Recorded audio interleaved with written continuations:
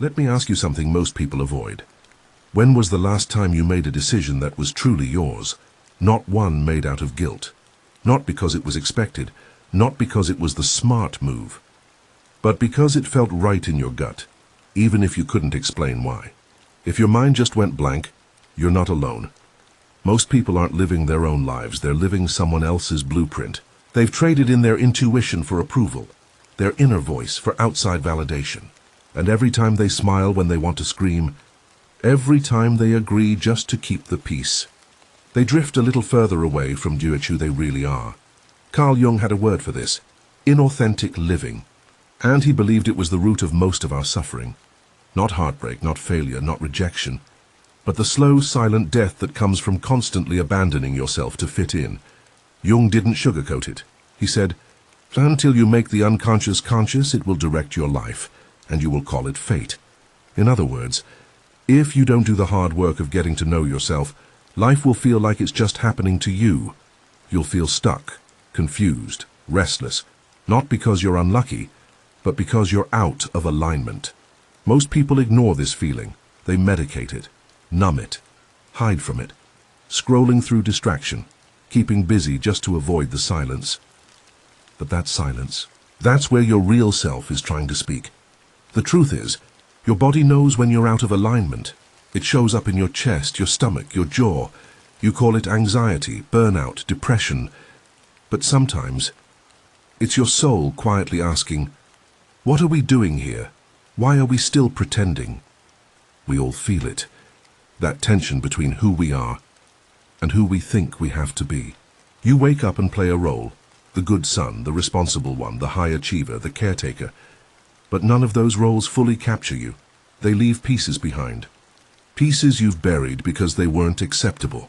The part of you that's angry, the part that's wild, the part that doesn't care about fitting in, the part that's tired of being who everyone else needs you to be. Jung called this the shadow, the parts of yourself you repress, suppress, and try to forget. And here's the scary part. Whatever you don't face doesn't disappear.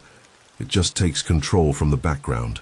Your shadow shows up in the people you envy, in the moments you sabotage your own peace, in the things that trigger you for no clear reason. You're not crazy. You're just full of truths you haven't faced yet. And until you face them, until you choose to actually see yourself, those buried parts will keep showing up in your life like ghosts. So what does it mean to choose yourself? It means doing the opposite of what you were taught. It means pausing when you're about to say yes out of guilt and checking in with your gut instead.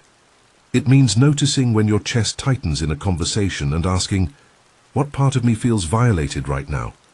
It means refusing to betray yourself, no matter how much easier that might seem. Because betraying yourself is never easier. It just defers the pain. You pay for it later in resentment and fatigue. In that gnawing emptiness that no amount of money, status, or approval ever fills. Choosing yourself is radical, especially in a world that rewards performance over authenticity. It means you might lose things, you might lose people. But Jung said, what you do not bring to consciousness appears in your life as fate. And that's not just a warning, it's a wake-up call. Because here's the truth no one tells you. Living an inauthentic life is more dangerous than being alone, more painful than being misunderstood, more draining than starting over. And the longer you wait, the harder it gets to find your way back. So where do you even begin? You start by noticing. Notice how many of your days feel like obligation, how often you smile when you don't mean it, how quickly you abandon your own boundaries just to avoid conflict. Notice how much energy it takes to keep up the mask, and then ask yourself, what would my life look like if I stopped performing? Jung believed that healing begins not with perfection, but with awareness. And once you become aware, there's no going back. The things you tolerated will start to feel unbearable. The relationships that once made sense will start to feel suffocating. But when the real you starts to emerge, everything you've built on self-denial begins to crack. The life you built to survive doesn't feel like a life anymore. You start noticing how much of your day is spent in role play. How much of your personality is just a collage of what people expected from you, and it hits you. I don't actually know who I am without the mask. This is where the fear kicks in. Because it's one thing to feel lost when you're pretending, But it's another thing entirely to feel lost when you're finally being honest. And yet, that's exactly what has to happen. Jung called this the night sea journey, a plunge into the unconscious, a descent into the unknown parts of yourself you've never dared to visit. It feels like drowning, like nothing is solid anymore. You question your relationships, your work, your identity. You feel like you're unraveling, like you're falling apart, and you are. But that's not failure. That's the shedding of a false self. The ego, the identity you created to survive, doesn't let go quietly. It will fight to stay relevant. It will tempt you with old comforts, familiar routines, and normal paths. It will whisper, "You're being dramatic. You're throwing everything away. You're going to be alone forever." But those aren't facts. Those are just fears echoing from your old life. You're not going backwards. You're just entering the part of the path that no one talks about. The part where growth doesn't look like becoming someone better. It looks like becoming someone real. That means being brutally honest about your own patterns. Your own complicity in the life you say you hate. Your habit of shrinking. Your addiction to approval. Your willingness to keep peace on the outside while there's chaos inside your chest. This part of the path isn't glamorous. It's not aesthetic. It's not something you can post online. It's quiet, lonely, raw. And most people run from it. They run back to distraction. They find a new identity to cling to. They tell themselves they've healed just because they're no longer in pain. But Jung warned against this. He said, people will do anything, no matter how absurd, to avoid facing their own soul. And if you're not careful, you'll settle for a new mask, just because the old one cracked. But real change, it requires sitting in the unknown, with no clear answer, no plan. Just you and your own mess and the quiet conviction that you're done pretending. This is where your shadow begins to rise, not to destroy you, but to integrate with you. All those parts you buried, the anger, the sadness, the jealousy, the hunger. The parts of you that didn't fit the image, they start knocking at the door, and your job isn't to kill them, it's to listen, because each of those parts holds a key to something you abandoned. Your shadow isn't your enemy, it's your rebel self. The part of you that refused to die. The part that still remembers who you are. It shows up as discomfort, as resistance, as a voice that says, "I want more than this." And you'll be tempted to suppress it again, to be reasonable, to make it all go away. But if you do that, you go back to sleep.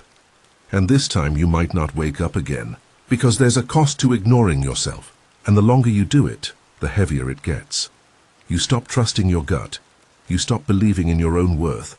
You stop feeling alive. And that is the slowest kind of death there is. Jung believed that individuation, the process of becoming who you truly are, wasn't about becoming perfect, it was about becoming whole. That means you don't just show up as the kind version of you, or the wise version, or the strong version.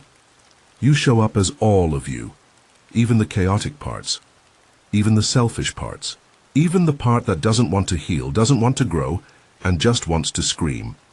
You let it speak. Because ignoring those parts doesn't make you mature. It makes you fragmented. Wholeness means learning to live with contradiction, to hold tension, to say, I can love others, and still need space. I can be generous, and still have boundaries.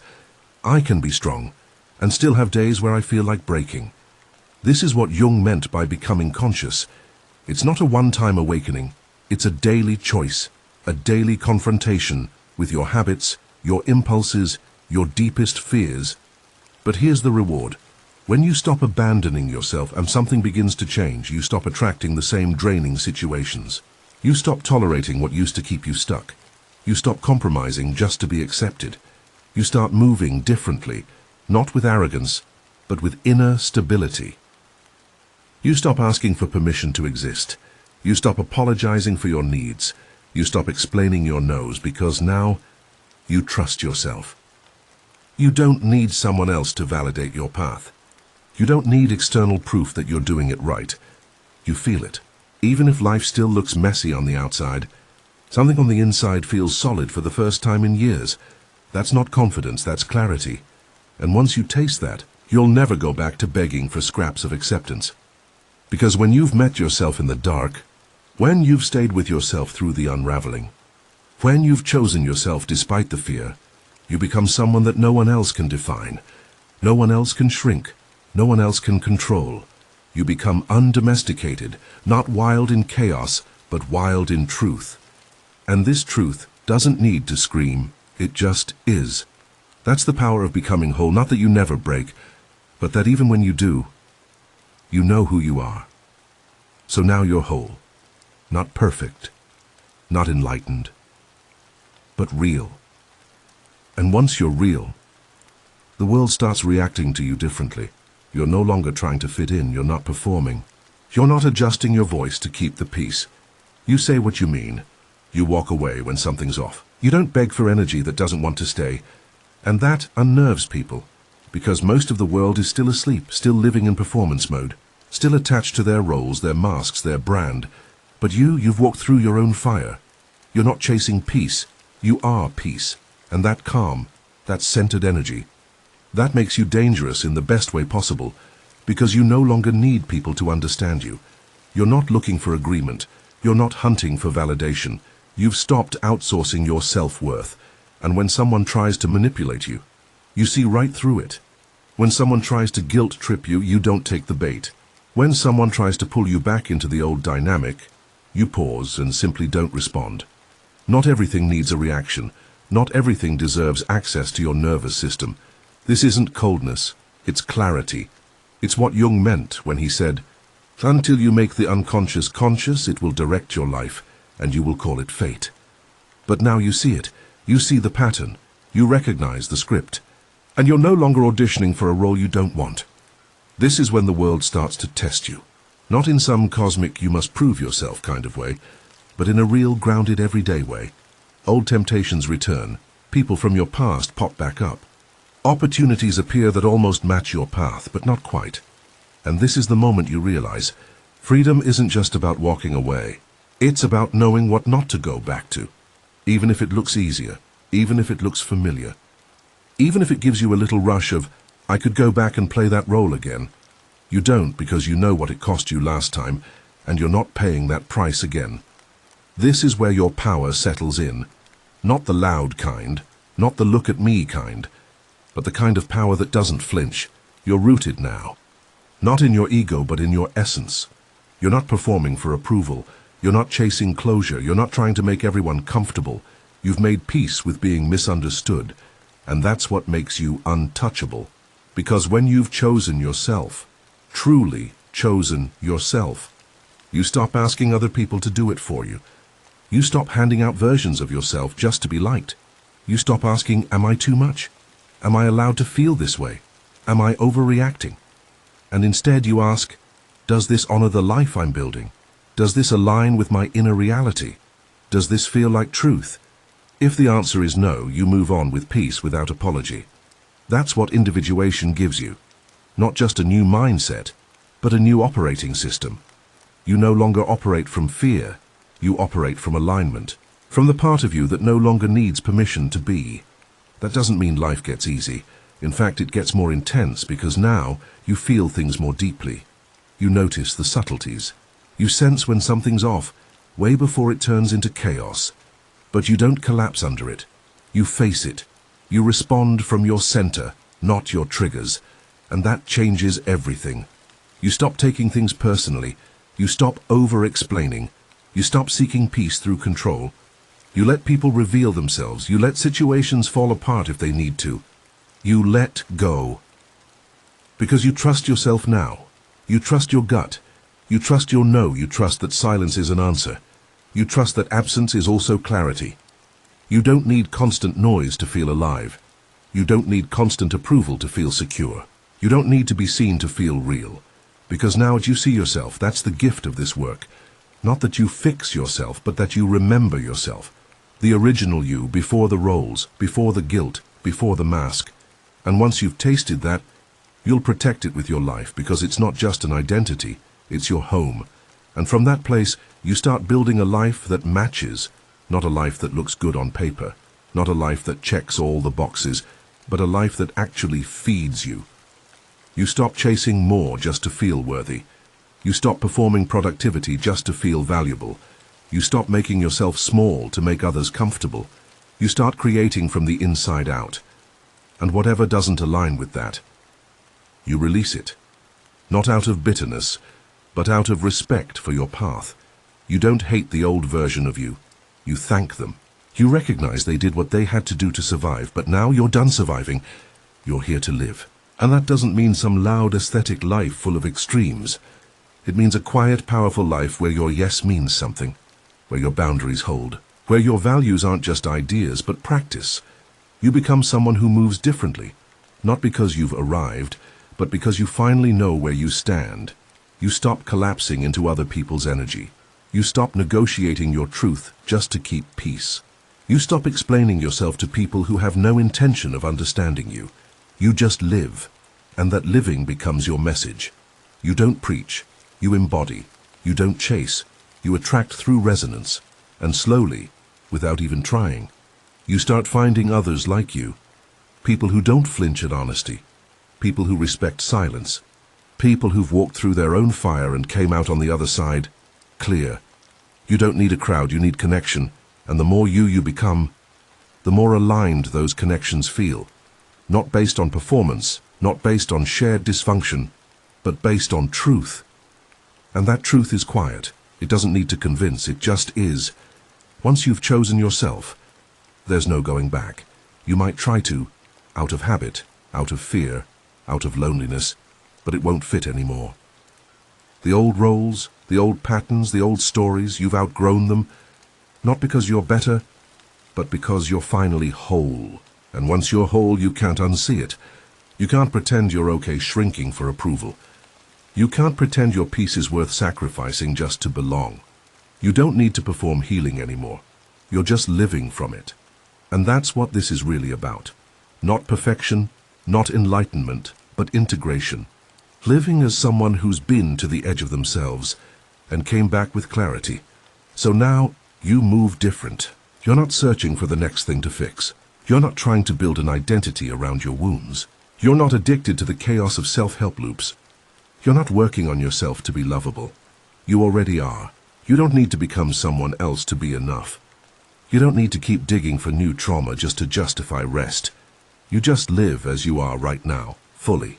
That's what Carl Jung meant when he said, "The privilege of a lifetime is to become who you truly are."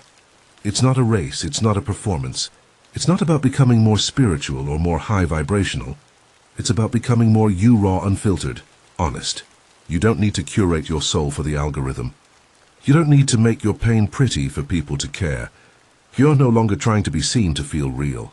Because now you see yourself, and when you live like that, you start noticing something strange.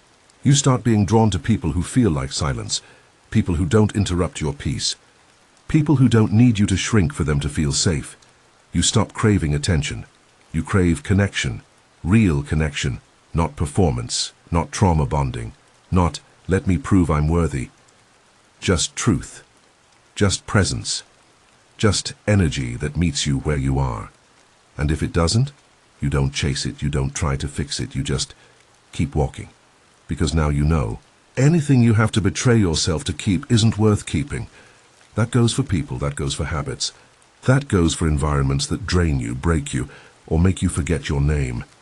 You're no longer seduced by the noise. You're not impressed by loud confidence. You don't trust charisma without integrity. You trust the quiet. You trust what your body feels before your mind tries to explain it away. You trust that discomfort is information. You don't gaslight yourself anymore. You don't stay where you're not seen, not heard, not respected, just to avoid starting over. You're not afraid to walk alone, because now you're walking with someone who never left you, yourself. And from that place, you start building a life that reflects the truth of who you are. Not a life based on expectations, not a life based on fear, not a life based on what will they think, but a life rooted in clarity. Clarity of values, clarity of boundaries, clarity of direction. You move slower, you speak less, you listen more, you don't chase anymore. You let things come, and if they don't, you know they were never yours to begin with. You're not in a hurry to prove your worth. You already are the proof. You don't need to explain your evolution to people still committed to misunderstanding you. Let them talk. Let them guess. Let them project. You're too busy living, and that living becomes sacred. Every boundary is a prayer. Every choice is a spell. Every moment you say no to what drains you, you're saying yes to your future. This is power, not dominance, not control, but inner authority. The authority to say, I don't need to be liked if it costs me my peace. I don't need to be understood if it costs me my truth. I don't need to be chosen if it costs me myself. This is the path Jung pointed to, not a path toward perfection, but a path toward wholeness. You embrace your contradictions. You accept your mess. You let go of the illusion that you have to be healed to be worthy of joy. You realize you can be a masterpiece and a work in progress at the same time. You can feel fear and still move forward. You can feel doubt and still hold your boundary.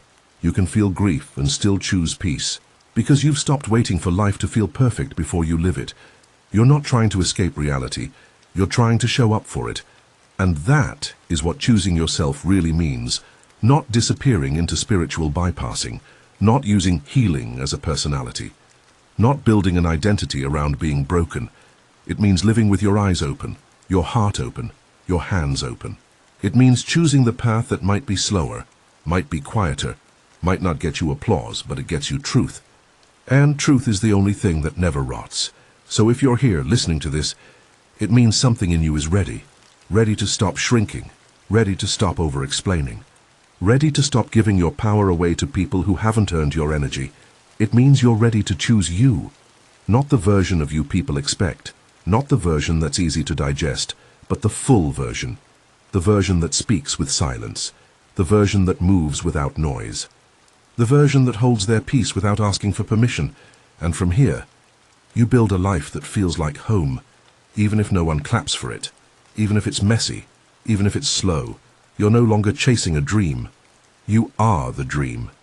Not because you have everything figured out, but because you finally stopped abandoning yourself. So let this be your reminder. You are not too much. You are not too late. You are not broken. You are not behind. You're just waking up.